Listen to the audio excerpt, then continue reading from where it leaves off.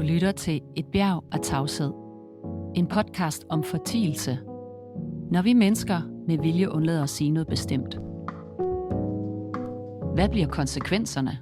Ikke bare for os selv, men også for dem, vi holder af. Dette og meget andet får du svar på i denne podcast. Jeg hedder Sara Kamphøvner, og jeg har en baggrund som psykolog og skuespiller.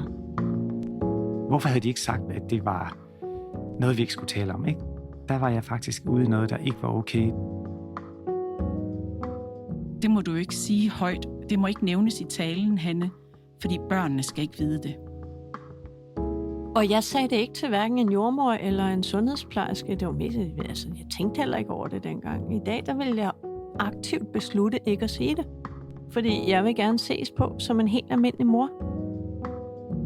I den her podcast, der vil jeg også dele ud af mine egne erfaringer.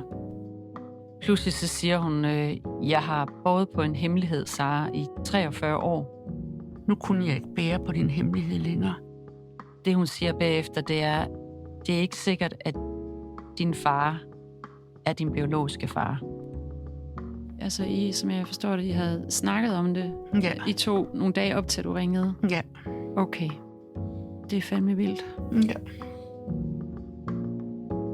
Tryk på følg-knappen, så får du at vide, så snart der er nye episoder. Rigtig god lyttelyst.